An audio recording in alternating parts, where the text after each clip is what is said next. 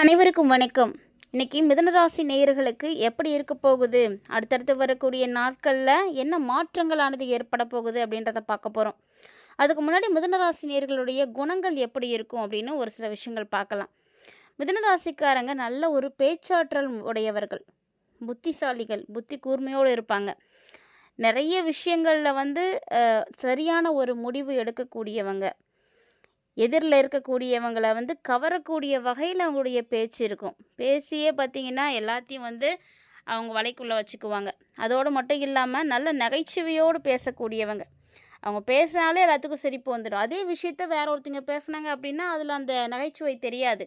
ஆனால் மிதுனராசினியர்கள் பேசுகிறாங்க அப்படிங்கும்போது கண்டிப்பாக அதில் இருக்கக்கூடிய நகைச்சுவை தெரியும். நல்ல ஒரு புத்துணர்ச்சியோடு இருக்கக்கூடியவங்க.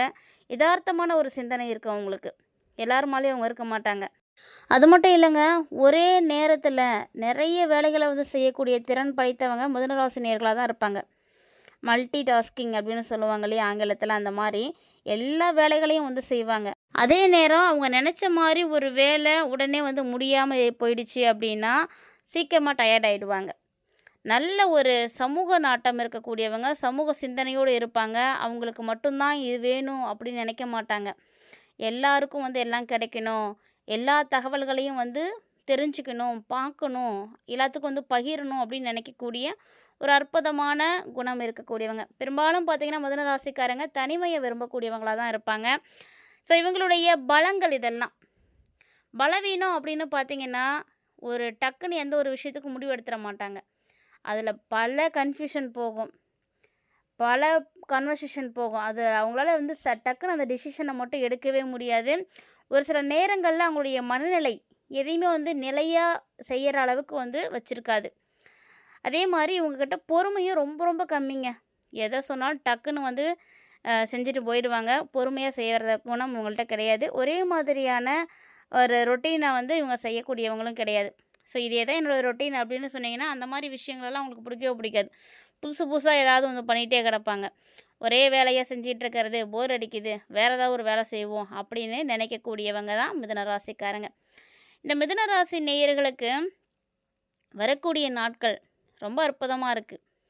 ஏன்னா இந்த நாட்கள் தான் நீங்கள் எதிர்பார்த்த நாட்கள். பல்வேறு வகைகளில் மாற்றங்களை நீங்கள் பார்க்க போகிறீங்க.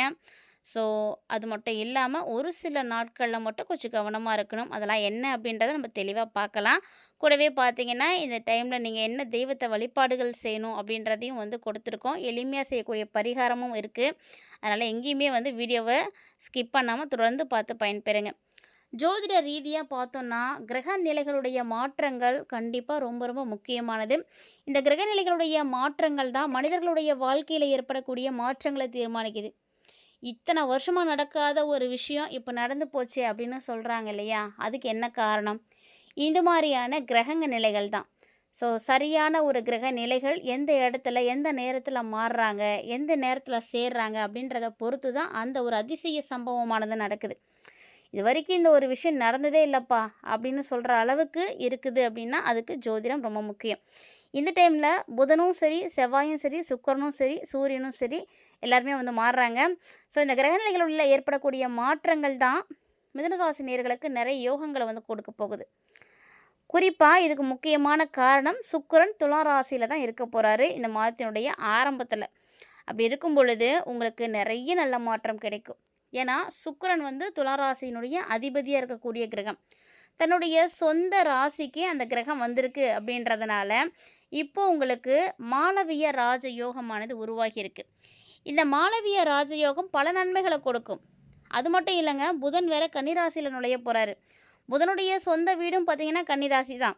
ஸோ அவரும் அவருடைய சொந்த வீட்டுக்கு போகிறாரு. அப்போ பத்ர ராஜயோகம் உருவாகுது. செவ்வாயோட சூரியன் புதனுடைய சேர்க்கை இருக்குது. இந்த காலகட்டத்தில் புதாதித்ய யோகம் இருக்குது. இப்படி எல்லா கிரகநிலைகளும் ஒரே இடத்துல நல்ல யோகங்களை கொடுக்குறாங்க. துளாராசியில் சுக்கிரனும் இருக்கிறாரு. விரைவில் போய் சுக்கிரனோட புதனும் இணைந்துருவாங்க. அப்படி இருக்கும்போது லக்ஷ்மி நாராயண யோகமும் இந்த டைமில் கிடைக்குது. அப்போ இத்தனை யோகங்கள் இருக்கும் பொழுது நல்ல பலன்கள் கிடைக்காம போயிடுமா மிதுனராசி நேயர்களே? அது உங்களுக்கு ரொம்ப ரொம்ப ரொம்ப சிறப்பாக இருக்குது. வாங்க என்னென்ன விஷயங்கள்னு பார்க்கலாம். முதல்ல நீங்கள் செய்யக்கூடிய முயற்சிகள் ஃபஸ்ட்டு தடங்கலாகிற மாதிரி தான் இருக்கும்.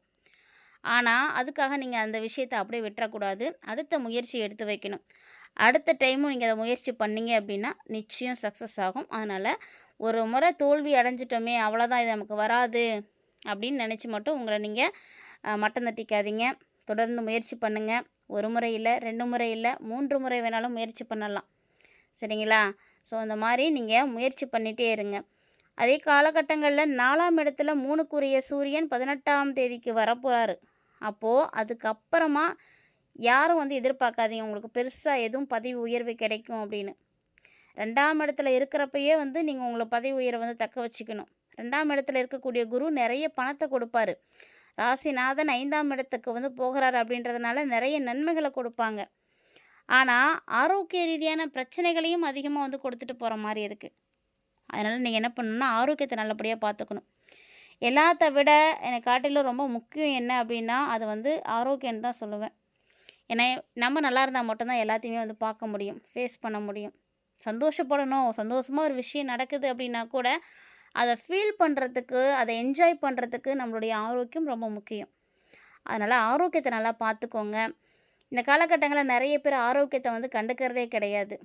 ஸோ ஏதோ பசிக்கிற நேரம் சாப்பிட்டோம், நம்ம வேலையை பார்ப்போம் அப்படின்னு இருக்காங்க.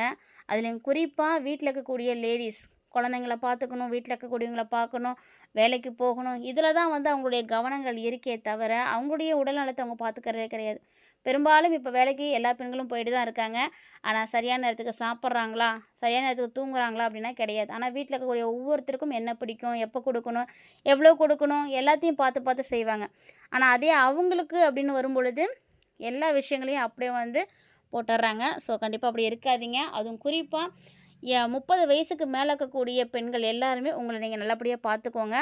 அது வரைக்கும் எப்படினாலும் கண்டிப்பாக உங்களுடைய வீட்டில் இருப்பீங்க, உங்களுடைய பேரண்ட்ஸ் உங்களை பார்த்துப்பாங்க. அதுக்கு மேலே தான் உங்களை நீங்கள் பார்த்துக்கிறதுக்கு மறுக்கிறீங்க, தயங்குறீங்க சொல்லப்போனால். அதனால் உங்களை நீங்கள் நல்லபடியாக பார்த்துக்கோங்க. ஆரோக்கிய ரீதியான பிரச்சனை ஏற்படாமல் பார்த்துக்கிறது ரொம்ப நல்லது. அதே மாதிரி மிதுனராசி நேயர்கள் எவ்வளவு கடன் வச்சுருந்தாலுமே கூட கவலைப்பட வேண்டாம். இந்த டைமில் கடன் அடைக்கிறதுக்கான நிறைய யோகங்கள் ஏற்படும். சொல்லப்போனால் ஆரோக்கிய ரீதியான பிரச்சனைகள் தான் இருக்கே தவிர அதுக்காக பெருசாக எதுவும் வந்துடும் அப்படின்லாம் பயப்படாதீங்க. முடிஞ்ச அளவுக்கு உங்களுக்கு என்ன பாதிப்பு வரப்போகுது அப்படின்றத நீங்களே வந்து தெரிஞ்சுக்கோங்க. ஒரு சிலருக்கெலாம் பார்த்தீங்கன்னா கெட்ட பழக்கங்கள் இருக்கும். அந்த மாதிரிலாம் இருக்குன்னா நீங்களே வந்து விட்டுடுங்க. நீங்கள் எதை தேவையில்லை அப்படின்னு நினைக்கிறீங்களோ அதெல்லாம் நீங்களே தான் தவிர்க்கணும். இதெல்லாம் கெட்டது, இதெல்லாம் நமக்கு ஆபத்தானது அப்படின்றது கண்டிப்பாக எல்லாருக்குமே தெரியும் இல்லையா?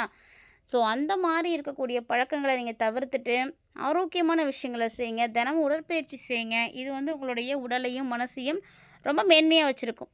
ஸோ இதை விட சூப்பரான ஒரு விஷயம் மிதுனராசி நேயர்களுக்கு இந்த டைமில் நடக்க போகுது. அது என்ன தெரியுங்களா? குழந்தை பாக்கியம் கிடைக்க போகுது. ஏன்னா சுக்கிர பகவான் உச்சம் பெற போகிறாரு.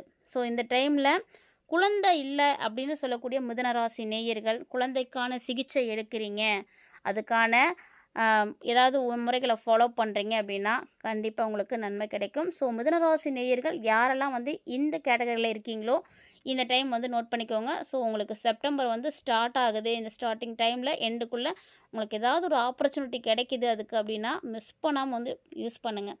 நீங்கள் ஒரு டைம் போய் ட்ரீட்மெண்ட் கூட பண்ணிட்டு வரலாம், இல்லை செக்கப் கூட போயிட்டு வரலாம். அப்போ கூட உங்களுக்கு ஏதாவது ஒரு வகையில் மாற்றம் கிடைக்கும். ஸோ அதனால் இந்த டைம் வந்து யூஸ் பண்ணிக்கோங்க. இது வந்து உங்களுக்கு தெரிஞ்சவங்களோட கூட நீங்கள் ஷேர் பண்ணிக்கலாம். யாராவது இருப்பாங்க இல்லையா பக்கத்தில், அவங்க கூட கூட ஷேர் பண்ணிக்கோங்க. ஏன்னா எல்லாரும் இந்த பதிவை பார்ப்பாங்க அப்படின்னு சொல்ல முடியாது. பார்க்குறவங்க ஷேர் பண்ணுங்கள். அதே மாதிரி இந்த டைமில் பார்த்தீங்கன்னா சொத்து சேர்றதுக்கான வாய்ப்புகள் இருக்குது. முழுக்க முழுக்க இறைவனுடைய அருள் கிடைக்க போகுதுங்க. ஸோ நமக்கு என்ன தான் எல்லாமே வந்து நம்மக்கிட்ட இருக்குது அப்படின்னாலுமே அதை மீறி நடக்கக்கூடிய விஷயங்களுக்கு பொறுப்பு யாருன்னா இறைவன் தான். அதனால் இறைவனுடைய அருள் கிடைக்குது. இறைவனுடைய அருளுக்காக தான் நம்ம கோவில் கோவிலாக போகிறோம், நம்மளுடைய கஷ்டங்களை வந்து தீர்த்து கொடுக்கணும் அப்படின்னு சொல்லிட்டு. ஸோ அந்த மாதிரி இறைவனுடைய அருளே உங்களுக்கு இப்போ கிடைக்க போகுது அப்படின்றதுனால நீங்கள் வந்து ரொம்ப ஒரு லக்கியான ஒரு பர்சன் தான். ஸோ மிதுனராசி நேயர்கள் எல்லாருமே நீங்கள் என்ன டார்கெட் பண்ணுறீங்களோ அதை அடையணும் அப்படின்றதுக்கான ஒரு ஆப்டான டைமிங் இது தான். இறைவனுடைய அருளும் கிடைக்க போகுது. ஸோ அவங்களுடைய பிளெஸ்ஸிங்ஸோடு நீங்கள் வந்து உங்களுடைய பயணத்தை வந்து ஆரம்பிங்க. ஸோ நீங்கள் என்ன ரிலீஜியனாக வேணால் இருக்கலாம், இந்துவாக தான் இருக்கணும், இது இந்துக்கு மட்டும்தான் அப்படின்லாம் கிடையவே கிடையாதுங்க. ஸோ இறைவன் பார்த்திங்கன்னா எல்லா மதங்கள்லையும் இருக்கக்கூடிய இறைவன் உங்களுக்கு என்ன இஷ்ட தெய்வமோ இல்லை உங்களும் ஒரு மதத்துக்கு என்ன தெய்வமோ எது வேணால் இருக்கலாம். ஸோ அவங்கள ப்ரே பண்ணிவிட்டு உங்களுடைய வேலைகளை ஆரம்பிங்க. ஏன்னா ஒரு ஜாக்பாட் அடிக்கிறதுக்கான யோகம் இருக்குது. நல்ல ட்ரை பண்ணுங்கள். நல்ல வாய்ப்புகளை வந்து மிஸ் பண்ணிடாதீங்க. குறிப்பாக நாட்டு மருந்து கடை வச்சுருக்கீங்க, இல்லை தங்க வியாபாரம் பண்ணுறீங்க, வெள்ளி வியாபாரம் பண்ணுறீங்க, உங்களுக்கெல்லாம் பார்த்தீங்கன்னா ஒரு சூப்பரான ஒரு டைமிங். மருத்துவர்களுக்கு தாங்க ரொம்ப யோகமாக இருக்குது. நல்ல ஒரு காலகட்டம். அதனால தான் மிதுனராசி நேயர்கள மருத்துவ ரீதியான சிகிச்சைகள் எடுக்கிறீங்க அப்படின்னா கூட உங்களுக்கு நல்ல மேன்மை கிடைக்கும் அப்படின்னு சொல்லியிருந்தேன். தொழிலில் பெரும் புகழ் வந்து கிடைக்கும். இந்த காலகட்டங்களில் பார்த்தீங்கன்னா, இன்னும் நிறைய விஷயங்கள் வந்து உங்களுக்கு நல்லபடியாக நடக்குது. அதுக்காக எந்த தெய்வத்தை வழிபாடு செய்யணும், என்ன மாதிரி பரிகாரம் செய்யணும் அப்படின்றத நீங்கள் தொடர்ந்து பார்த்து தெரிஞ்சுக்கோங்க. அதுக்கு முன்னாடி மிதனராசி நேயர்களுக்கு பார்த்தீங்கன்னா, உடம்புல ஆரோக்கிய ரீதியான பிரச்சனைகள் இருக்கும் தான். ஆனால் அதுக்கான சரியான முயற்சியும், ட்ரீட்மெண்ட்டும் நீங்கள் எடுத்தீங்க அப்படின்னா தெம்பு கிடைக்கும். லாபம் கண்டிப்பாக கொட்டும். நிச்சயமாக நீங்கள் கடனை அடைப்பீங்க. கடன் இருக்கக்கூடியவங்களாம் கவலைப்படாதீங்க. அதே மாதிரி தான் மிதுன ராசினியர்களுக்கு மீண்டும் மீண்டும் சொல்கிறேன், குழந்தை பாக்கியம் கண்டிப்பாக வந்து கிடைக்கும். நிச்சயமாக கிடைக்கும். ஸோ அதனால் உங்களுடைய இஷ்ட தெய்வத்தையோ குலதெய்வத்தையோ வழிபாடு செய்துட்டு ட்ரீட்மெண்ட் பண்ணணும்னு நினைக்கிறவங்க இந்த டைமில் கண்டிப்பாக போய் ட்ரீட்மெண்ட் எடுத்துக்கோங்க. ஸோ மிகச்சிறந்த அளவில் மாற்றம் கிடைக்கும். ஸோ இதுக்கெல்லாம் வந்து நல்லபடியாக நடக்கிறதுக்கு நீங்கள் என்ன வழிபாடுகள் செய்யணும் அப்படின்னு பார்த்தீங்கன்னா, இந்த டைமில் நீங்கள் கோவிந்த நாமத்தை வந்து உச்சரிங்க. உங்களுக்கு எப்போல்லாம் டைம் கிடைக்குதோ அப்போல்லாம் வந்து நீங்கள் கோவிந்த நாமத்தை வந்து சொல்லுங்கள். அம்பாளுடைய மந்திரங்களை கேளுங்க. உங்களுக்கு படிக்க தெரியும் அப்படின்னா நீங்கள் தாராளமாக படிக்கலாம், ஒன்றும் தப்பு கிடையாதுங்க. ஸோ படிக்க முடியாதவங்களாம் போட்டு விட்டு கேளுங்க. தினந்தோறும் ஏதாவது ஒரு தெய்வீக மந்திரங்களையோ தெய்வீக பாடல்களையோ நீங்கள் கேளுங்க. ஸோ அது உங்களுக்கு வந்து உங்களுக்கு தெரியாமலே ஒரு பாசிட்டிவான ஒரு வைப்பை வந்து ஏற்படுத்தி கொடுக்கும். அந்த வீட்டில் ஒரு நெகட்டிவான ஒரு வைப் இருந்தது அப்படின்னா கூட அது ஓடி போயிடும். ஸோ அதுக்காக தான் நம்ம தெய்வீக பாடல்களை வந்து ஒலிக்க வைக்கிறது. ஸோ அந்த மாதிரி செய்யுங்க. இல்லை உங்களால் வந்து ரொம்ப வசதி இருக்குது அப்படின்னா பச்சை மரகத கல் வந்து போட்டு மோதிரம் மாதிரி ஒன்று போட்டுக்கோங்க. அது இன்னும் இன்னும் உங்களுக்கு ரொம்ப நல்ல பலன்களை கொடுக்கும். அதே மாதிரி விஷ்ணு சகஸ்கர நாமம் ஹோமம் பண்ண முடியும் அப்படின்றவங்க ஹோமம் பண்ணிக்கோங்க. அதுவுமே உங்களுக்கு ஒரு நல்ல டைமிங். ஸோ அந்த டைமில் நீங்கள் 23 மற்றும் 24 இந்த 2 தேதியில் மட்டும் கொஞ்சம் கவனமாக இருந்துக்கோங்க. எந்த விஷயத்தையும் நீங்கள் இந்த டைமில் மட்டும் தொடங்க வேண்டாம். ஸோ வரக்கூடிய 23, 24 இந்த 2 நாட்களையும் எந்த ஒரு நல்ல விஷயத்தையும் செய்ய வேணாம். ஸோ ஃபஸ்ட்டு இப்போ தான் நான் செய்ய போகிறேன் அப்படின்றவங்க கூட இந்த டேட்டை நோட் பண்ணி வச்சுக்கோங்க. மறந்தும் கூட இதில் செஞ்சிடாதீங்க. மற்றபடி நீங்கள் இருக்கக்கூடிய நாட்கள் என்ன வேணால் செஞ்சுக்கோங்க. ரொம்ப நல்ல மாற்றம் கிடைக்கும். அதே மாதிரி சகஸ்கர நாமத்தை வந்து நீங்கள் பாராயணம் செய்யுங்க. ஸோ அந்த டைமில் நீங்கள் நாமங்கள் படிக்கிறது உங்களுக்கு அந்த அளவுக்கு நல்ல ஒரு வெற்றிகளை கொடுக்க போகுது. மறக்காமல் இதெல்லாம் வந்து முயற்சி பண்ணி பயன்பெறுங்க. இந்த பதிவில் மிதுனராசி நேயர்களுக்கு எப்படி இருக்குது, அடுத்தடுத்து நடக்கக்கூடிய நல்ல விஷயங்கள் என்ன, இதிலெல்லாம் கவனமாக இருக்கணும் அப்படின்றதெல்லாம் தெளிவாக பார்த்துருப்பீங்கன்னு நினைக்கிறேன். கண்டிப்பாக இந்த பதிவு உங்களுக்கு ரொம்பவே யூஸ்ஃபுல்லாக இருந்திருக்கும். அப்படி ஒருவேளை உங்களுக்கு பிடிச்சிருந்ததுன்னா லைக் பண்ணி ஷேர் பண்ணுங்கள். மறக்காமல் கமெண்ட் பண்ணுங்கள்.